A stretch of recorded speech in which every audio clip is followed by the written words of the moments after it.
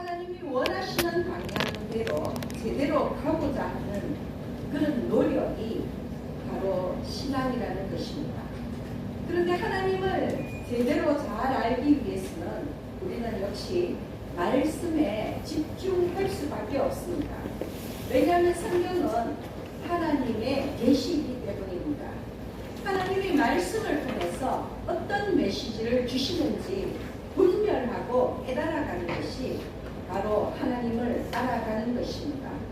그래서 우리가 성경을 보면요, 구약 성경은 이스라엘의 구원의 역사를 기록함으로 인해서 하나님이 우리를 어떻게 구원하시는지 보여주는 큰 그림이라고 할 수 있습니다.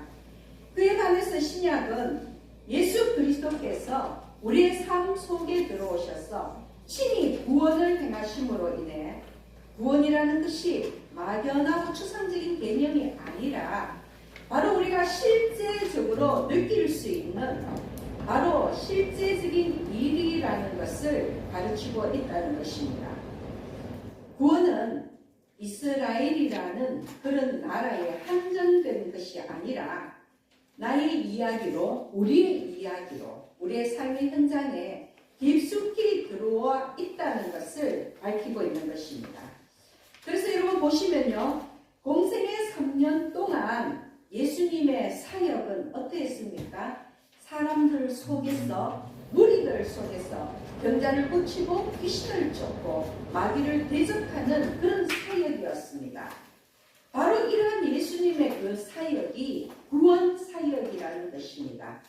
추상적이고 막연했던 그 구원을 우리의 현실에서 직접 피부로 느낄 수 있게 해주신 것이 바로 예수 그리스도의 3년 공생의 사역이라는 것입니다. 그러므로 이 자리에서 여러분에게 드리고 싶은 말씀은 구원은 남의 나라, 다른 민족의 이야기가 아니라는 것입니다. 이스라엘이라는 나라, 그 유대 민족에 국한된 그러한 이야기가 아니라 오늘 이 자리에 함께한 우리 모두의 이야기이고 또한 우리뿐만이 아니라 동시대를 살아가는 모든 나라, 모든 민족이 당면한 현실이라는 것입니다. 구원은 추상적인 개념이 아니라 우리의 현실이고 또한 우리의 현실이 되어야 한다는 것을 말씀드리는 것입니다. 그래서 구원받기 위해서 우리는 우리의 죄를 하나님께 고백하고 회개하고 용서받아야 하는 것입니다. 그런 관점에서 볼 때, 즉 구원의 관점에서 볼 때 오늘 본문 말씀은 음행한 여인의 구원 이야기입니다. 여러분, 우리는 때때로 이 요한복음 8장에 나오는 이야기, 공관복음서에서 독특하게도 유일하게 요한복음에만 기록되어 있는 이 이야기입니다. 그런데 음행한 여인의 이 이야기 내용을 보면서 우리는 사두개인 그리고 이 서기관들이 바리새파들이 예수 그리스도를 시험에 빠지게 하려고 하였으나 예수님께서 지혜로 그것들을 다 간파하시고 오히려 그들에게 당당하게 대적하셨다라는 어떤 그런 초점으로 설교될 때가 많은데 저는 그것보다는 오히려 이 음행한 여인의 이야기, 이것은 이 여인의, 가늠한 여인의 구원 이야기라는 것을 말씀드리는 것입니다. 지금 본문을 보면요, 서기관과 바리새인들이 음행한 여인을 예수님 앞으로 끌고 왔는데요, 방금 말씀드렸다시피 거기에는 예수님을 시험하고자 하는 의도가 다분히 있었습니다. 왜냐하면 예수님의 사역이 시작하고부터 예수님이라는 그 존재 자체는 서기관과 바리새인 같은 당국자들에게는 눈에 가시 같았기 때문입니다. 서기관은 누구입니까? 율법을 체계적으로 공부하고 주석하고 그리고 또한 그 성경을 기록하는 사본 작업을 하는 사람들이었습니다. 이들은 주로 레위 지파로 구성되어 있었고 대대로 세습직이었습니다. 세습직이라는 것은 그만큼 막강한 권력을 가지고 있다는 것을 의미하기도 합니다. 바리새인이라는 것은요, 그 뜻만을 볼 때는 분리된 자, 거룩한 자라는 그런 뜻입니다. 율법을 철저하게 지키면서 부정하고 불비열한 것으로부터 분리되어 나온 그런 무리들을 바리새인이라고 이야기합니다. 즉 서기관과 바리새인들은 당시에 최고의 선생들이었습니다. 율법을 가르치는 율법 교사였습니다. 이들은 율법에 정통한 자들이었기 때문에 오히려 율법을 토대로 사람들을 비판하고 정죄하는 그런 일까지도 마다하지 않았다는 것입니다. 또한 이 서기관과 바리새인들은 당시 정치 종교적 최고의 권력 기관이었던 사내들인 공회의 공회원들이었습니다. 그런데 그들의 그 사회적인 지위나 영향력은 아주 막강하였고요. 일반 사람들에게 그들은 존경과 두려움의 그런 대상이었다는 것입니다. 그런데 예수님은 그들을 겉과 속이 다른 위선자라고, 의식하는 자라고 마태복음 23장에서 매우 신랄하게 비판하고 있습니다. 마태복음 23장 13절을 보면요, 화 있을진저 외식하는 서기관들과 바리새인들이여, 너희는 천국 문을 사람들 앞에서 닫고 너희도 들어가지 않고 들어가려 하는 자도 들어가지 못하게 하는도다. 23절 말씀입니다. 화 있을진저 외식하는 서기관들과 바리새인들이여, 너희가 박하와 회양과 김새의 11조는 들이되 율법에 더 중한 바 정의와 긍휼과 믿음은 버렸도다. 27절 말씀입니다. 화 있을진저 외식하는 서기관과 바리새인들이여, 회칠한 무덤 같으니 겉으로는 아름답게 보이나 그 안에는 죽은 사람의 뼈와 모든 더러운 것이 가득하도다. 지금 마태복음 23장의 예수님의 이 말씀들은 형식적인 율법에 치우쳐서 겉으로는 서기관과 바리새인들이 거룩한 척 깨끗한 척하고 있지만 그 안에는 탐욕과 방탕으로 가득 차 있는 그런 그들의 위선을 지적하고 있는 것입니다. 여러분, 특히 적나라하게 표현한 것이 회칠한 무덤 같다는 이 표현, 여러분 아시지요? 부자들의 그런 무덤이 아닙니다. 유대 부자들의 무덤은 자연적으로 생긴 그 동굴에 큰 돌을 막았어. 우리 예수님의 그 무덤처럼 그런 것들이 부자들의 무덤이었고요.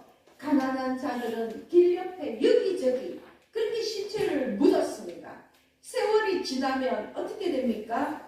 그곳이 무덤이었는지 아닌지 흔적조차 없어지는 것입니다. 특히 6월절 전에 우기가 되면 이 팔레스틴 지방에 많은 비가 내립니다. 그러면 더더욱 이 가난한 자들의 그 길가 옆에 무덤은 볼품 없어지고 더러워집니다. 여러분, 그래서 그때 명절 6월절이 되었을 때 많은 사람들이 곳곳에서 예루살렘으로 이 명절을 지키기 위해서 올라오지 않습니까? 그래서 6월절 절기쯤 되면은 이 길가의 무덤들에 횟가루를 뿌립니다. 뿌옇게 횟가루를 뿌려 넣습니다. 그것이 회칠한 무덤인데요. 왜 이렇게 하느냐 하면 유대 율법상 이 무덤을 밟거나 또는 만지거나 죽은 사람의 시체를 곁에 두는 이런 것들은 굉장히 부정한 것이었기 때문에 멀리서 오는 순례객들이 길을 가다가 혹시나 이 무덤을 발견하지 못하고 그 무덤을 밟거나 할까 싶어서, 부정을 할까 싶어서 표시하기 위해서 횟가루를 뿌려놓는 것입니다. 그래서 겉으로 볼 때는 뿌옇게 하얗게 깨끗해 보이지만 그러나 그 안에는 여전히 썩은 시체나 뼈가 있고 더러운 오물 같은 것들이 있을 수밖에 없잖아요. 예수님은 바로 그렇게 서기관과 바리새인들의 그들의 위선을 이렇게 회칠한 무덤같이 겉으로는 번들으려 하지만 속으로는 온갖 탐욕과 방탕으로 가득 차 있는 그런 위선을 지적하시는 것입니다. 그런데 반면에 서기관과 바리새인 같은 율법주의자들 입장에서 볼 때에 예수님은 율법을 제대로 준수하지 않는 선동꾼이었다는 것입니다. 여러분, 말씀을 보면 우리가 성경의 이야기를 찾아보면요, 예수님과 유대인들 사이에 안식일 논쟁이 벌어졌습니다. 정말로 하나님께서 이스라엘에 주신 그 율법 중에 이 안식일을 준수하는 것이 얼마나 큰 율법입니까? 요한복음 5장에 보면요, 그런데도 불구하고 예수님은 이 오순절 절기를 맞아서 예루살렘에 올라가셨을 때에 우리가 잘 알고 있는 예루살렘 근처에 있는 베데스다 연못이 있지 않습니까? 그게 38년 동안이나 움직이지 못하고 누워있던 그 병자를 고치신 사건이 있습니다. 그런데 이 날이 안식일이었다는 것입니다. 여러분, 유대인들은요, 이 안식일에는 상을 들고 옮기는 것도 노동이라 하였어. 그런 작은 움직임조차도 금했다는 것입니다. 그런데 예수님께서 이 안식일에 병자를 고치셨습니다. 율법주의자들 입장에서, 유대인들의 입장에서 이것은 있을 수 없는 일이었습니다. 안식일에 병자를 고친다는 이것도 안식일에 그 율법을 어기는 것이었습니다. 바로 이 일을 토대로 유대인들은 예수 그리스도를 박해하기 시작했다는 것입니다. 유대인들은 안식일의 본 뜻을 망각했습니다. 결국 안식일도 하나님의 백성들이 하나님을 잘 섬기도록 하기 위해서 하나님께서 허락하신 것인데, 그들은 오히려 이 안식일에 무려 239개의 규칙을 만들었어. 그 규칙이라는 것이 다 금지 조항입니다. 안식일에 하면 안 되는 것들을 만들어 놓고 그 틀에서 벗어나면 무조건적으로 정죄했던 것입니다. 상을 들고 옮기는 것조차도 안식을 어기는 것이라면 38년 된 병자를 고치신 그 안식일 사건은 그들의 입장에서는 정말 예수님은 안식일을 어기신 것이었습니다. 심지어 누가복음 6장을 보면요, 예수님은 안식일에 회당에서 오른손이 마비된 그런 사람을 고쳐주셨고요. 더구나 예수님의 제자들은 안식일에 밀밭을 지나가다가 그 이삭을 잘라서 손으로 비벼서 먹었다는 것입니다. 이것까지도 안식일에 해서는 안 될 일이었습니다. 그래서 이 모든 것들이 정말로 율법주의자들한테는, 특히나 서기관과 바리새인 같은 자들에게는 이 안식일을 지키는 것으로 정말로 그들의 정당성을 확보했었고, 더군다나 안식일을 지키는 이 율법을 통해서 그 이스라엘 백성들을 올가맨다는 표현이 맞을지도 모르지만 그들을 통제하는 그런 수단이 되었는데, 지금 예수님은 그러한 안식일을 어기고 있다는 것입니다. 예수님은 그들에게, 그 율법주의자들에게 안식일에 선을 행하는 것과 악을 행하는 것, 생명을 구하는 것과 죽이는 것, 어느 것이 옳으냐고 그렇게 안식일의 진정한 의미를 말씀하셨지만, 유대인들은 예수 그리스도께서 무조건 안식일을 어겼다고 녹이 등등하게 어떻게 하면 예수를 잡아 죽일까, 예수님을 저대로 두었다가는 율법주의자들의 권위가 무너질 것이 분명했기 때문에 오직 예수님을 잡아 죽일 것에만 골몰했다는 것입니다. 바로 그 분위기 속에서 지금 서기관과 바리새인들이 음행 중에 현장에서 잡힌 여자를 끌어와서 예수님 앞에 세운 것입니다. 어떻게 하면 트집을 잡아서, 어떻게 하면 꼬투리를 잡아서 예수 그리스도를 정죄할까를 노리던 그들에게 지금 음행 중에 잡힌 이 여자, 여러분, 이것은 율법에 의하면요, 신명기 19장 15절 율법을 놓고 본다면은 죄인의 그 죄를 확정하기 위해서는 두세 명의 증인이 있어야 합니다. 그렇다면 이 여자는 남편을 제외하고서라도 2명 이상의 증인을 세워야 하고요. 신명기 22장 21절 말씀을 보면 남녀가 간음을 할 경우에는 남자와 여자 둘 다를 죽이라는 그런 율법이 있다는 것입니다. 그래서 서기관과 바리새인 유대인들은 이 행음한 여자를 잡고 율법에 의하면 반드시 죽을 수밖에 없는 이 죄인을 데리고 예수님 앞에 온 것입니다. 그러나 사실 이 일은 간단한 일이 아닙니다. 만약에 예수님이 모세의 율법대로 간음한 여자를 돌로 치라 이렇게 한다면 율법은 지키는 것이 될지 모르지만 이 유대인들의 함정에 빠지는 것입니다. 그들의 올무에 걸리는 것입니다. 어떤 올무입니까? 첫째는 만약에 이 행음한 여자를 돌로 치라 한다면은 원수까지도 사랑하라고 했던 예수님의 평소 가르침을 스스로가 어기는 것이 되는 것입니다. 둘째는 당시 이 유대는 로마의 식민지였기 때문에 사형 집행 권한이 없었습니다. 오직 로마 총독만이 사형을 집행할 수 있었습니다.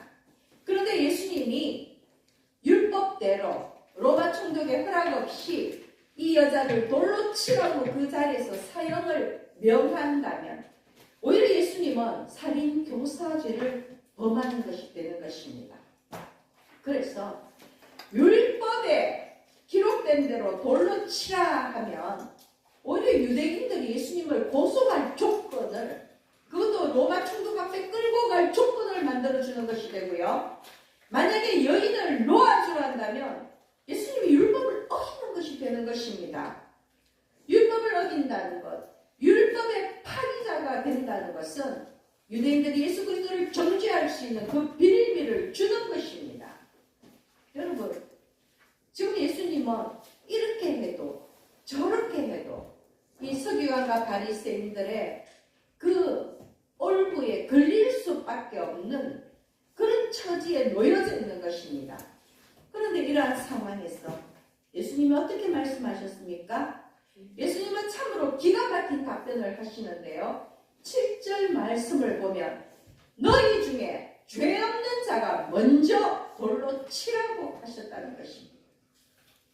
그러자 행음한 여인을 끌고 온 무리들은 양심의 가책을 느껴서 어른부터 젊은이까지 하나씩 사라지고 그 자리에는 예수님과 여자만 남아있더라는 것입니다. 유대인들의 계략을 알고 있는 예수님은 마땅히 너희 중에 죄 없는 자가 돌로 치라, 여러분 이 말씀을 생각해 보십시오. 마땅히 율법대로 간음한 여인을 처벌하라는 것입니다. 그러나 너희 역시도 율법의 기준으로 볼 때 스스로 죄가 없고 의롭다고 자부할 수 있는 자만이 이 여자를 정죄할 수 있으니 죄 없는 자가 나와서 이 여자를 돌로 치라고 말씀하신 것입니다. 너희 중에 죄 없는 자가 먼저 돌로 치라는 예수님의 말씀은 그러한 의미가 담겨 있는 것입니다. 그런데 예수님의 이 말씀에 위선적인 유대인들의 민낯이 드러난 것입니다. 율법에는 두세 명의 증인이 있어야 죄가 확정된다고 했지만 그 자리에 누구도 내가 이 여인의 이 죄의 증인이라고 그렇게 자처하는 자는 없었습니다. 여러분 왜냐하면요, 이게 참 교묘한 일인데, 여러분 이러한 음행은, 이러한 간음은 은밀한 장소에서 진행되지 않습니까? 사실 그 현장을 목격하는 것이 쉬운 일이 아닙니다.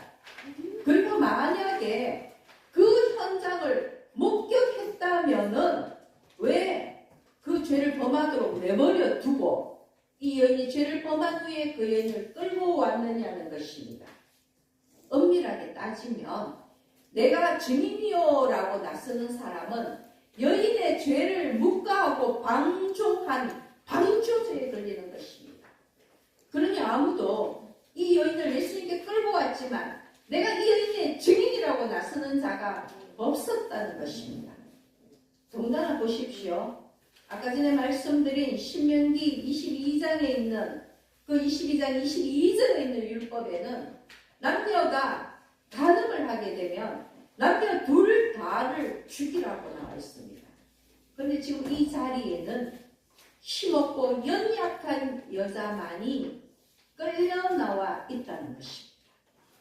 이러한 종합으로 볼 때에 이들 스스로가 이미 율법을 어기고 있다는 것입니다. 율법의 기준이 아니라 할지라도 티끌만한 죄가 없는 자가 과연 세상에 존재할 수 있을까요? 그래서 예수님은 너희 중에 죄 없는 자가 먼저 돌로 치라고 말씀하신 것입니다. 먼저 돌로 치라 하신 것은 제일 먼저 나와서 돌 던지라는 그 표현입니다. 그렇다면 여러분, 누구든지 정말로 군중 심리에서 와 하는 것은 가능할지 모르겠지만 나는 죄가 없소 하면서 제일 먼저 돌 들고 나와서 여자에게 돌을 던진다는 것은 너무 힘든 일입니다. 너무 어려운 일입니다. 그래서 하나씩 둘씩 그 자리를 떠나갈 수밖에 없었다는 것입니다. 너희 중에 죄 없는 자가 먼저 돌로 치라는 예수님의 이 말씀은 여인을 구함과 동시에 너희도 너희 눈에 들보를 보라는 그런 엄밀한 가르침이었던 것입니다. 결국 예수님을 위기에 빠뜨리려던 유대인들은요, 오히려 자기들이 율법의 그물에 걸려서 진퇴양난의 그러한 상황에 빠지고 말았고 모두가 그 자리를 떠나고 말았습니다. 소위 서기관과 바리새인들은 예수님에게 졌습니다. 패배했습니다. 어쨌든 예수님을 올무로 묶어들었지만 오히려 자기들이 율법의 얼무에 걸린 꼴이 되었던 것입니다. 그들은 율법의 문자적인 준수에는 열심이었으나 율법의 근본 정신은 망각했기 때문에 그 자리에서 물러날 수밖에 없었습니다. 여러분, 율법의 근본 정신이 무엇입니까? 하나님 사랑, 이웃 사랑 아닙니까? 하나님께서 주신 그 10계명도 하나님과의 관계, 사람과의 관계, 그것은 결국 하나님을 사랑하고 이웃을 사랑하는 것으로 대표되는 것이었습니다. 이 서기관과 바리새인들은 그러한 사랑이라는 율법의 근본 정신은 망각하고 있었다는 것입니다. 그들에게는 그 사랑이 없었기에 그들은 지식적으로는 율법을 잘 알고 정말로 율법을 잘 가르쳤을지는 모르지만 그들의 그 마음 속에 예수님이 가지신 그 사랑과 긍휼은 없었기 때문에 자기 눈에 들보는 깨닫지 못하고 남의 눈 속에 그 자그마한 티끌에 집착하면서 무조건적으로 사람들을 비판하고 정죄해 왔던 것입니다. 그리고 또한 그 율법을 믿기로 예수님에게 그 음행한 여자를 붙들어 왔던 것입니다. 예수님은 여자에게 말씀하셨습니다. 11절 말씀을 보면 나도 너를 정죄하지 아니하노니 가서 다시는 죄를 범하지 말라. 여러분, 이것이 오늘 본문 말씀의 핵심입니다. 나도 너를 정죄하지 아니하노니 가서 다시는 죄를 범하지 말라. 예수님은 이 여인을 용서하신 것입니다. 그러나 여러분, 이것은 예수님이 여자의 죄를 묵인하신 것이 아닙니다.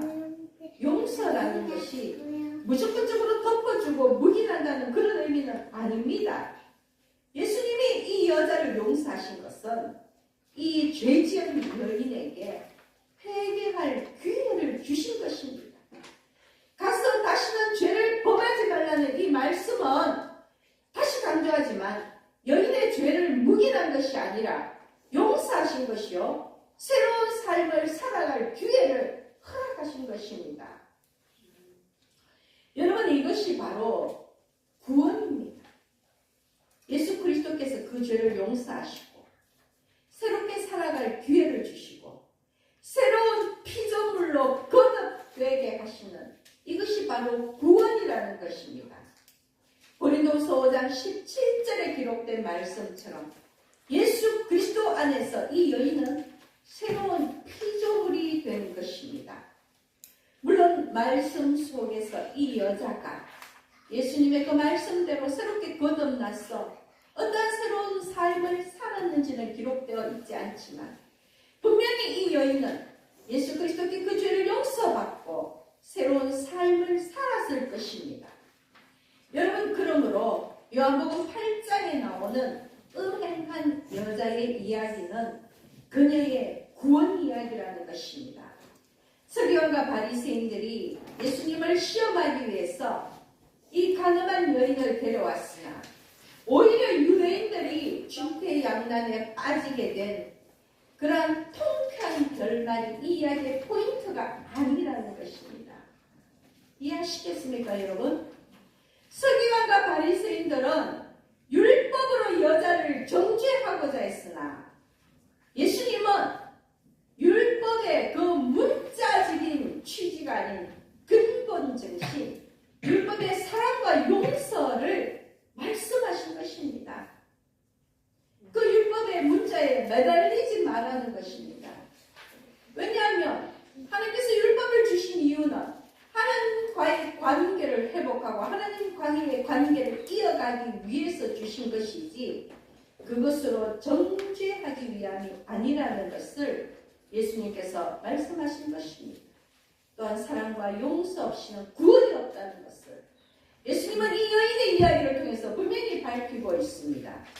그러므로 여러분, 율법은, 말씀은 구원으로 가는 길이 되어야 하고 비판과 정죄의 도구가 되어서는 안 된다는 것을 명심하시기 바랍니다. 맹목적으로 율법을 준수한다면, 맹목적으로 말씀을 준수한다면 서기관과 바리새인과 똑같은 잘못을 저지르게 될 것입니다. 아마 예수님의 사랑과 용서가 아니었다면 가늠한 여인은 돌에 맞아서 피 흘리며 죽어갔을 것입니다. 그러나 그녀는 예수님의 사랑과 용서로 목숨을 구했습니다. 구원받았습니다. 여러분, 만약에 은밀한 율법의 잣대를 우리에게 들이댄다면 우리가 이 여인처럼 어쩌면 매일매일 목숨을 부지하기가 힘들 것입니다. 그런데 우리가 오히려 서기관과 바리새인처럼 내 눈에 들보는 아랑곳하지 아니하고 남의 눈에 티끌에 집착하면서 비판하고 비난하고 정죄의 돌을 던지고 있는 것은 아닌지 이 자리에서 한번 돌아보시기 바랍니다. 말씀을 잘 지키며 산다는 것, 말씀의 문자적인 해석에 충실하라는 것이 아닙니다. 그 말씀의 뜻에 담긴, 그 말씀에 담긴 하나님의 뜻을 잘 분별하면서 하나님께서 우리를 얼마나 사랑하시고 얼마나 우리를 불쌍히 여기시는지 그것을 알아야 한다는 것입니다. 가늠한 남녀를 돌로 쳐서 죽이라는 그 말씀이 그 문자적인 해석이 다라면 예수님도 분명 돌을 들었을 것입니다. 그러나 예수님은 그 여인을 용서하셨습니다. 율법을 통해서 우리가 깨달아야 할 것이 무엇입니까? 여러분, 사실 가늠한 죄는요, 지금도 마찬가지이지만 그 당시에 그 자리에서 돌에 맞아 죽어도 쌀 만큼 큰 죄입니다. 율법에서 가늠한 남녀를 죽이라는 것은 죽어 마땅한 죄다. 그것이 얼마나 큰 죄라는 것을 밝히는 것이지 그렇다고 누구나 함부로 돌을 들어서 치라는 것은 아니라는 것입니다. 다시 말씀을 드리면 율법에 그렇게 기록된 것, 남녀를 죽이라는 것은 하나님께서 그만큼 그 가능한 죄를 미워하신다는 것이지 무조건 죽이시겠다는 것은 아니라는 것. 그 율법의 다른 의미를 깨달아는 것입니다. 그러므로 지침서와 같은 것입니다. 그 지침서마저도 제대로 지키지 못하는 연약한 우리를 위해서 예수 그리스도가 이 땅에 친히 오셨다는 것입니다. 사랑과 용서의 마음으로 이 땅에 오신 것입니다. 다시 말씀을 드립니다. 여러분, 가늠한 여인을 두둔하는 것이 아닙니다. 그 죄를 묵인하는 것이 아닙니다. 이 여인은 분명히 죽을 죄를 지었습니다. 그러나 사랑의 예수님이 그 여인에게 새로운 피조물로 거듭날 기회를 주셨다는 것, 그것이 구원이라는 것을 여러분에게 말씀을 드리는 것입니다. 다시 한번 고린도후서 5장 17절 말씀을 읽어드리겠습니다. 그런즉 누구든지 그리스도 안에 있으면 새로운 피조물이라. 이전 것은 지나갔으니 보라 새 것이 되었도다. 여러분, 이것이 예수 그리스도의 구원인 것입니다. 예수님이 여인을 용서하신 뒤에 서기관과 바리새인들을 향하여서 하신 말씀이 있습니다. 15절입니다. 너희는 육체를 따라 판단하나 나는 아무도 판단하지 아니하노라. 여러분, 이 말씀은 예수님이 심판하지 아니하겠다는 말씀이 아닙니다. 유대인들처럼 외적인 조건으로 사람을 판단하지 않는다는 것입니다. 유대인들이 예수 그리스도를 부인한 것은 예수님의 그 외면의 조건을 보고 판단했기 때문입니다. 그러나 예수님은 사람의 빈부귀천이나 지식이나 외모로 판단하지 않으시겠다는 것입니다. 율법의 형식적인 것으로 판단하지 않으시겠다는 것입니다. 예수님이 외모가 아닌 중심을 보신다는 것은 누구에게나 구원의 기회가 열려 있다는 것입니다. 누구에게나 회개하고 용서받을 기회를 주시겠다는 것입니다. 그래서 예수 그리스도의 사랑과 긍휼은 죽을 수밖에 없는 죄인까지도 용서하시고 구원하시는 것입니다. 왜냐하면 강조하지만 예수님은 단순히 세상을 심판하러 오신 것이 아니라 구원하러 오셨기 때문입니다. 그래서 요한복음 8장 음행한 여인의 이야기는 구원의 이야기라 기억하십시오. 여러분, 우리 모두가 하나님 앞에 겸손히 고개 숙이고요. 나는 이 가늠한 여인처럼 돌에 맞아 죽을 수밖에 없는 죄인임을 고백하시기를 바랍니다. 그리고 예수 그리스도께 죄사함 받기를 원합니다. 너희 중에 죄 없는 자가 먼저 돌로 치라. 이 말씀을 마음에 새기십시오. 누가 감히 먼저 돌을 들 수가 있겠습니까? 티끌만한 죄도 없는 자가 이 세상에 어디 있습니까? 여러분, 남의 눈의 티보다는 내 눈 안에 있는 그 들보를 바라보시는 여러분 되시기를 권면합니다. 제가 예전에 신앙의 세월이 쌓이면 쌓일수록 오히려 하나님은 참 알기 어려운 분이라고 고백한 적이 있습니다. 하나님의 말씀을 연구하고요, 말씀을 많이 읽는다고 해서 하나님을 더 잘 알 수 있는 것이 아니었어. 정말로 주께로 가는 신앙의 여전히 고단하고 여전히 힘든 가시밭길 같다는 그런 생각입니다. 그 광대하고 위대한 하나님, 어찌 인간의 제한된 지식과 언어로 설명할 수가 있겠습니까? 여러분, 때로 하나님은 그친 바다의 폭풍 같고요, 때로는 잔잔한 시냇물 같게 그렇게 다가오실 때가 있으십니다. 또한 때로 하나님은 우상 숭배한 이스라엘 백성들을 진멸하고자 심판의 칼을 드셨는가 하면 때로는 우리를 고아와 같이 내버려 두지 않겠다는 그 아버지 같은 자상함으로 다가오실 때도 있다는 것입니다. 이런 하나님을 우리가 어찌 다 알 수가 있겠습니까? 그래서 그저 우리 신앙의 여정은 하나님을 조금 더 알기 위해 발버둥치는 것, 하나님을 조금 더 잘 알아가기